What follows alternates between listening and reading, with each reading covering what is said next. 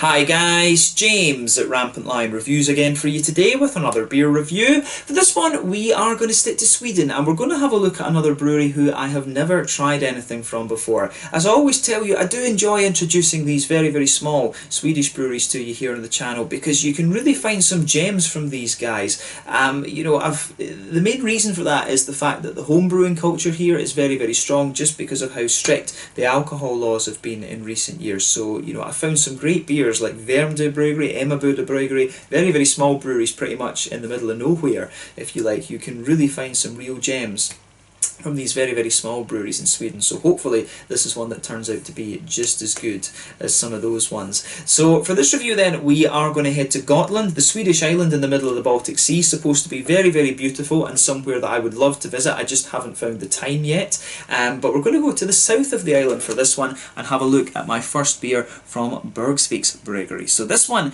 is their Whisky Stout 2020 edition. It comes in at 12.2% ABV, so it is a little bit of a monster. And as the name suggests, this one is a whisky barrel-aged imperial stout. So yeah, my first encounter with this brewery, and hopefully it is a good beer. This is one that was released on the 1st of June 2020 through the local Lokallt och Småskaligt assortment in Systembolaget here in Sweden, and this is one that I picked just because, well, one, it was a brewery that I hadn't had anything from before, but two, a whisky stout.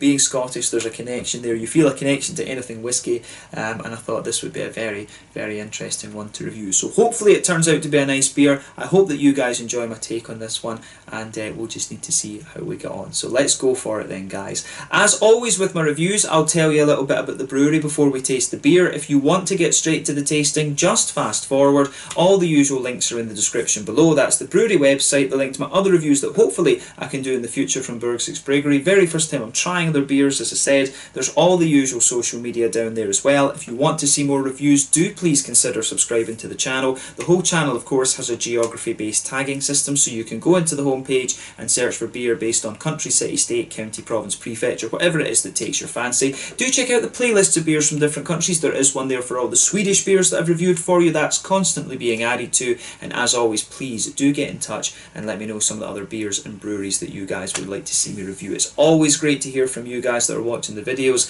and the support that you show the channel is hugely appreciated. So anyway, to tell you a little bit about Burgsviks Bryggeri then, on to my brewery notes. So Burgsviks Bryggeri, as I've told you already, are based on Gotland, the Swedish island in the middle of the Baltic Sea, but you'll find this brewery in the very small town of Burgsvik, just a few hundred people there in the southern part of the island. But the company was founded back in September 2016 by Olaf Ekling, Krista Axelsson and Lennart Johansson, and they invested very heavily in the brewing infrastructure from very early on, which is quite unusual actually. They started off in their home brewing days of, which I think they did for a couple of years beforehand. It didn't really say in the articles that I found, but they started off with two very small breweries of 70 litres and 150 litres before they invested in a larger 700 litre brew kit along with a number of 1,000 litre tanks. I think it said they had 8 tanks in the article. But in 2017 they managed to brew around 50,000 litres, and they began selling their beers quite quickly after that in Systembolaget. But more recently they've opened up a brewery pub, and they also took on Magnus Tedenmere as their head brewer, who'd previously worked for Coppersmiths and Pine Ridge over on the mainland. He actually is a Gotland native from what I understand. But they hope to eventually reach around 200,000 litres of beer per year, and as of June 2020, when I'm filming this review for you, they've produced 20 different beers, and there's quite a wide variety of different styles in there. There's lagers, there's stouts, there's IPAs and pale ales and things like that as well. So this one, as far as I can see, is the strongest beer that they've produced yet, so it should be a little bit of a beast, like I say. But that was all the information I was really able to find on Burgsviks Bryggeri. There wasn't too much available. I used beernews.se, as I always say, and sometimes if you just put the brewery name in and look at news, you can look through some of the local newspapers and things, but there really wasn't too much information available on these guys other than you know, where they're located, the names of the guys behind the brewery, and some things about the brewery expansions and things like that.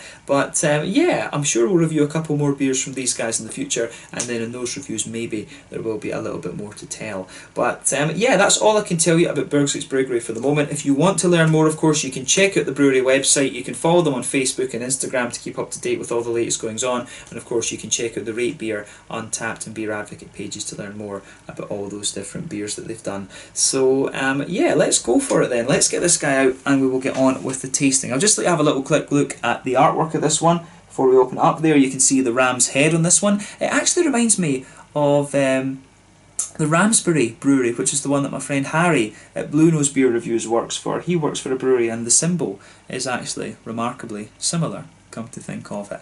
So yeah, I like how, I do like the artwork on this one. But yeah, very, very nicely presented. Like I said, this beer was released on the 1st of June 2020 through the local småskalig assortment and Systembolaget here in Sweden, which is great. You know, the Swedish breweries have a lot easier access to the market now than they used to have previously. There you can see on the side it shows you the little outline of Gotland, and the brewery itself is just kind of, they've even got the white dot there just to show you where they are, right on the southern tip there. But it tells you a little bit on the side there as well. So there you can see Olof Eklin's signature there. I'm just checking the camera control. There you go. But yeah, it says here on the side, this year's Whisky Stout is brewed as a classic stout, but we also have put in some dark candy sugar. After we aged this beer for 2 months in a lime mediac cask, I'm not sure exactly what kind of cask that is, but we basically age it in a cask from Gotland's whiskey. Furthermore, we added dark roasted whiskey coffee from America to give the beer an extra full taste, if you like, a fuller taste. But try this one with a little bit of dark chocolate. So yeah, they recommend you have this one with a little bit of high cocoa chocolate. So yeah, nicely presented this one. As I say, if you want to see the original Swedish, we'll just put that there. So I think I've translated that pretty well. I don't know what a lime mediac cask is, I have to say, but yeah, Gotland's whiskey. I need to try some of their whiskies as well. I've never seen those actually. I hadn't heard of that distillery. But yeah, nicely presented. This one, plain black bottle cap on this. So as I say, this one is a barrel-aged imperial stout, 12.2%, with roasted candy sugar and whiskey coffee from America. So it should be really interesting. If you've watched the channel before, you will know that I'm a huge fan of you know, coffee imperial stouts. I really got into those thanks to the Key and the Sidamo Dimtu from Dugas Bryggeri up in Gothenburg. Those guys are world class when it comes to, well, they're a world class brewery, I would say, generally speaking. But I think my favourite beers from them are the coffee stouts. I think those are the best ones that they do. But yeah, this one looks pretty damn special, I have to say. Doesn't seem to be, if I shine this up, there isn't any sediment on this one. I think most of it's kind of come out and gone into the glass there. But yeah, this one, as I say, this is a beer that you could age for a while. It doesn't recommend how long you age it for and things, but as I say, this is one that I was just very, very keen to try. But yeah, you can see this one has pretty much poured with very, very little head, so that kind of tells us that there probably isn't going to be very much wheat. And this one, usually it's wheat that helps the head retention, along with a few other things, of course. But yeah, when you get to higher alcohol contents, it is more difficult for the beer to retain its head. But you know, as you would expect from an imperial stout, this one has poured a lovely dark sort of ebony rosewood colour. If I shine the light through it, it does have a little bit of a kind of Coca-Cola coloured tint to it. There are a number of little very small particles just floating around in this one. But I will say, this isn't the blackest of stouts that I've come across. It's not the darkest of stouts that I've come across, definitely. But I think that it does look pretty nice, actually. I like how this one kind of goes together. There's one or two big bubbles sticking towards the side of the glass there. You can see a few little ones going up towards the surface of the beer, and there was just a very, very kind of thin foamy layer there. It looks as if it was a sort of mid kind of level beigey sort of thing. But yeah, I like how this one goes together actually. So yeah, looks the part. Hopefully it smells and tastes the part as well. So let's take a closer look at that aroma now and see how it got on. I think this one will be a bit of a beast, but there wasn't too much coming out of it aroma wise when you opened up the bottle. But I will say, as soon as you go into it, the aroma comes out very, very nicely. Straight away you're going to notice the kind of big infused qualities that the beer has. You know, whenever you actually whenever you barrel age a beer like this, it's going to give you some lovely big woody notes. I mean, straight away you can smell the whiskey qualities out of this one. You can smell that nice sort of charred oaky quality just forming the backbone of the beer. But yeah, you can also smell those lovely, you can also smell that lovely kind of coffee quality to it. And the coffee, it's really interesting. It smells as if it's really kind of infused with it really smells as if it's very kind of infused with brown sugars and stuff like that. It actually smells a little bit more, if I was blind smelling this, I would maybe think a bit more bourbon than whiskey, if you like, because I always find that the American bourbons are a little bit more brown sugary and a bit more kind of sweet than Scotch whiskey or any other whiskey. And I did notice that they're saying that this one, it is actually spelt with KY, whiskey, so that means that it's Scottish. I'm not sure if that's, maybe it's me being picky of course, but whiskey, W-H-I-S-K-Y, is Scotch whiskey. Anything else, it has to be W-H-I-S-K-E-Y, and that means that it's not Scottish. And they do say here it's whiskey, W-H-I-S-K-E-Y cafe. That's an interesting point there. So the whiskey coffee that's in this one is obviously not, it's not a whiskey, a Scottish whiskey infused coffee. So yeah, that's an interesting thing there. It's me being picky. I don't really, obviously I don't particularly care about that, but it's just an interesting point to make. So for those of you who don't know, W-H-I-S-K-Y is Scotch whiskey. Anything else that's K-E-Y, not Scottish. That's the rule. But yeah, I will say the aroma of this beer really is beautiful. So like I say, you've got that lovely kind of oaky, woody, it's kind of slightly charred oaky note is forming the baseline of the beer. On top of that, it's like a layered thing. So on top of the kind of oaky wood, you start to get the nice kind of coffee notes. The coffee comes across as very, very kind of smooth actually. It's got a good little bit of kind of brown sugary element to it, obviously because of the kind of whiskey treatment, but it's got a little bit of a kind of aromaticity to it as well, which is quite nice, and almost just a little tiny fruitiness there. But the coffee comes out as being very, very smooth and just sweet and brown sugary, and just a little touch aromatic.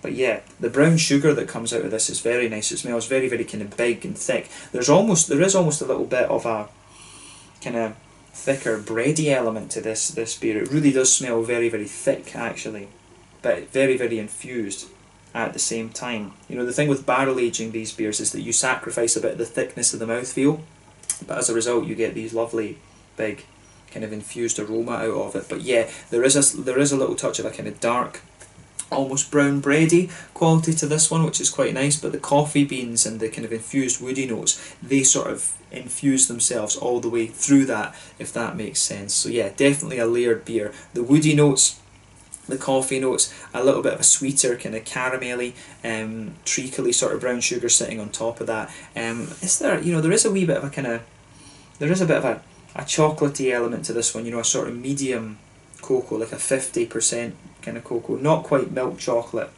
but not quite not quite dark chocolate, a sort of 50-60% cocoa type chocolate coming out of this one. So some nice kind of woody notes in there. You do have a little bit of you do have a little bit of a nutty character to this one, like, I don't know if you could say almond or walnut or something like that. There is a good little bit of a nutty kind of undertone to this beer, along with a little bit of that nice woody character. But yeah, I do like how that how the malty side of this beer goes together. It really is very nice. It leans toward the coffee notes in this one, I think, just infuse into the barrel aging side of things really, really well. I love coffee stouts, but I haven't had too many barrel aged coffee stouts actually. I do need to explore that a little bit more. But yeah, the aromas coming off of this beer are just Absolutely beautiful. On the hoppy side of things, there's not too much of a hoppy presence to this one. Yeah, when it comes to a barrel-aged Imperial Stout, even though this one's only been aged for about 2 months, the hoppy character will kind of drop significantly because of the barrel aging process. But there's a bit of earthiness to this one. You can pick out just a little tiny touch of a sort of floral aromatic note. There's a bit of grassiness in there, but you've got some really nice fruity qualities to this beer too.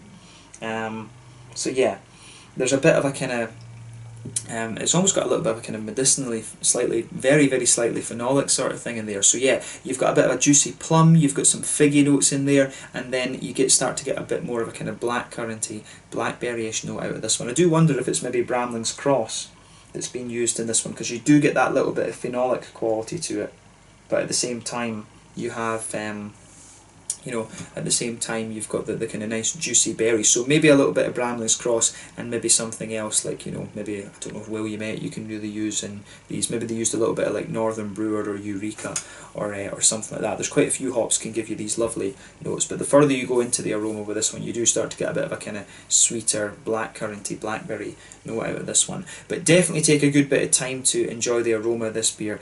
I think it's really, really interesting actually. So let's have a taste of this one then and see how we get on. This one is the Whisky Stout 2020 edition from Burgsviks Bryggeri on the very southern part of Gotland, over in the Baltic Sea area out to the east of Sweden. Let's get stuck into this one, my first beer from these guys. Slange, skål.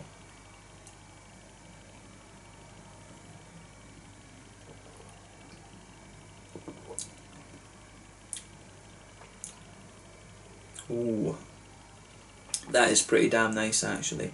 What I'll say about this one, it is quite quirky in terms of its mouthfeel. It really is quite a quirky beer in terms of its mouthfeel, but it feels very, very slick actually at the same time. It's got a lovely flavour to it, this beer actually. I'd be very curious to try the original one without the barrel aging as well, and see how it turned out, because like I say, whenever you barrel age something you do sacrifice a bit of the mouthfeel. And I mean, this has got a beautiful flavour, but the mouthfeel is the thing that's almost just a little touch unusual about it actually.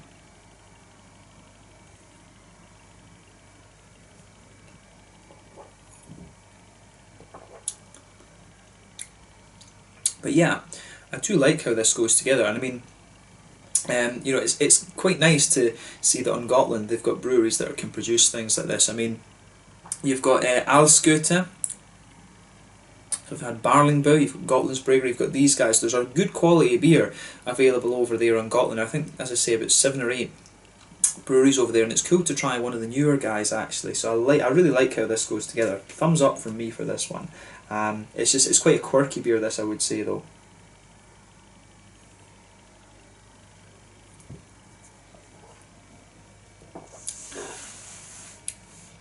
So yeah, this is really interesting because this is one of the most infused Imperial Stouts that I think I've come across actually,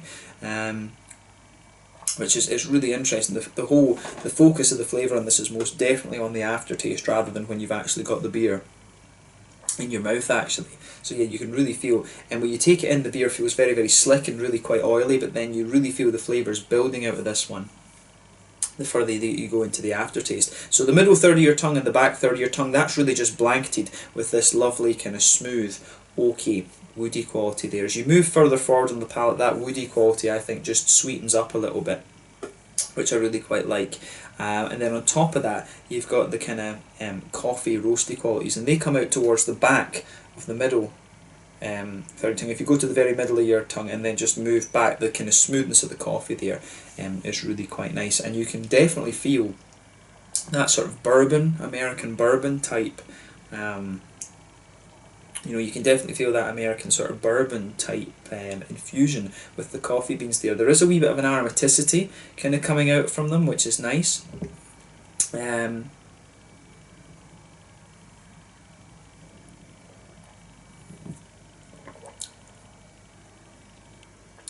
So yeah, you do get that.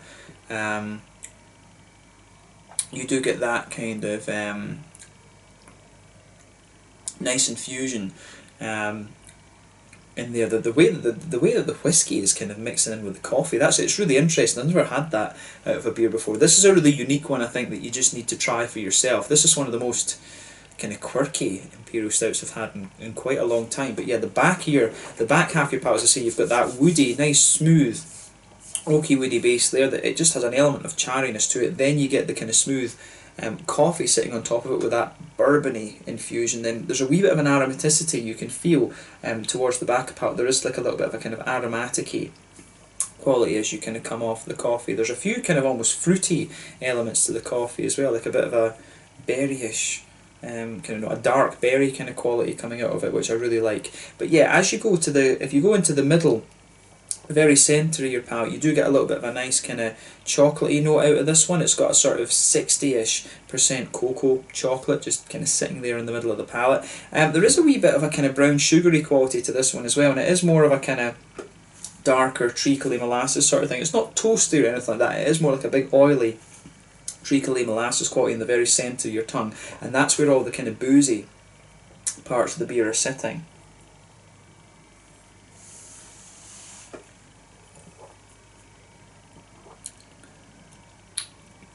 So yeah, the sugar in this, what was it called again? It was a dark candy sugar.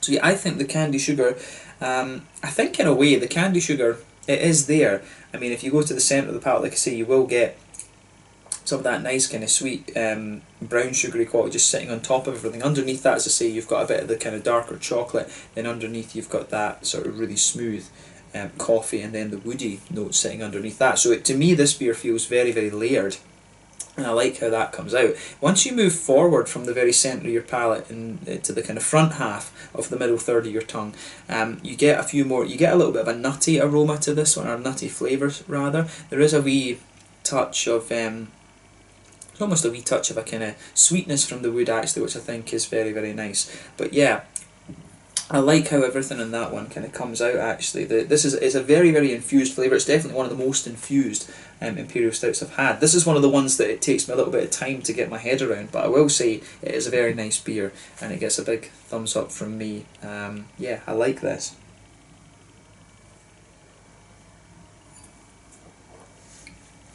But yeah, the mouthfeel, as I say, it's a bit more, really is a lot more slick than I'm used to from an imperial stout. Very, very light and very slick actually.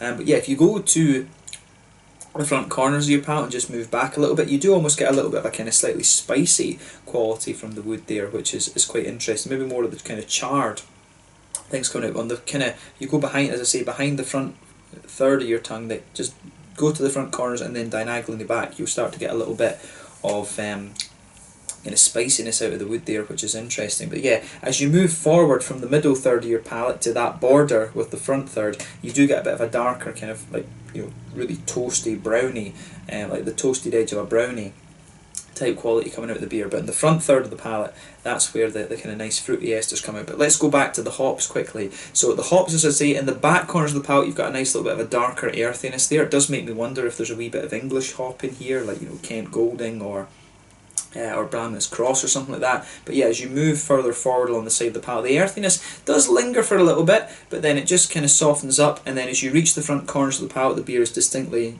floral. There is a good little bit of a floral aromaticity there, but then round the very front curve of the palate, it's just a little bit lighter and grassy. But in fairness, on the front tip of the tongue, I do actually get a good little bit of a floral note out of the beer, which is quite interesting. But yeah, as I say, behind the front curve of the palate, that's where you get that nice oily bubble where the juicy fruity esters push their way out.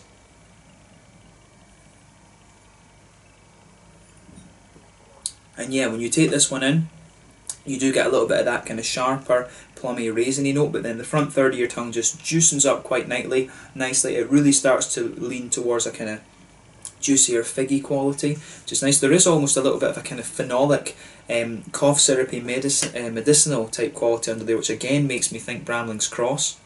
It's one of the hops in here. It's got a little bit of that kind of almost pruny, phenolic type red fruit to it, which is quite interesting. But yeah, as you move further forward on that front third of your tongue and just almost to the tip of your tongue, that's where you get the nice kind of blackcurranty, blackberry-ish notes pushing their way out of the beer. So I really do like how all of that goes together in this one. So yeah, the kind of the fruitiness in this beer I think is very, very interesting. So yeah, that's one of the highlights for me. I really like the fruitiness of this. As I say, a bit of a kind of, it almost has a bit of a kind of phenolic underlying. The way that you've got that roasty, toasty, brownie note at the back of that front third of your tongue is nice. You take it in a little bit sharper, sort of plums and almost raisiny notes coming out of it. Then it juicens out to be a little bit more like a kind of figgy note, and then at the front of it you've got a bit of a blackcurranty, blackberry sort of thing. But yeah, it's really interesting, this one. The further you go into the aftertaste, you can feel the sort of whiskey coffee notes, they linger there,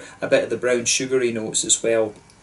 As I say, they've added some dark candy sugar to this one, but the woody quality lingers there. A bit of the earthiness and the fruitiness really comes out of this too. But I really like how this beer goes together. Big thumbs up to Burgsviks Bryggeri for this one, and it definitely makes me curious about some of their other beers. So I need to see what else they've got. I did have a quick look. I need to have a look at what else they've got and just see what else strikes me as interesting. But this was a really interesting one to taste, I have to say, and it's one of the quirkiest imperial stouts I've had in quite a wee while. So let's talk about the mouthfeel then, because I think it's the mouthfeel that really makes this one very quirky.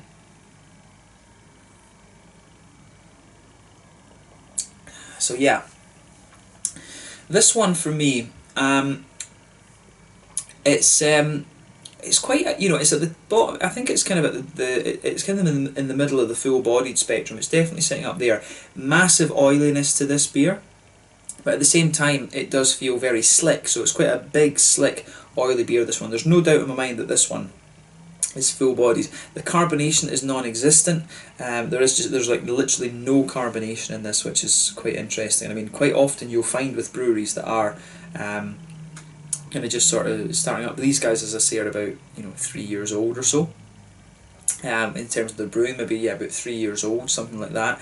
This one, you quite often get this with breweries that just kind of start barrel aging and stuff. The first ones that they release don't have any carbonation to them and things like that. But this one, this is definitely one of the least carbonated beers I can remember ever having on the channel, actually, but it works for it. It helps bring out some of those nice infused flavours, like I say. In terms of just the mouthfeel overall, big and oily, but at the same time really quite slick. In terms of the hoppy bitterness, the IBUs and things,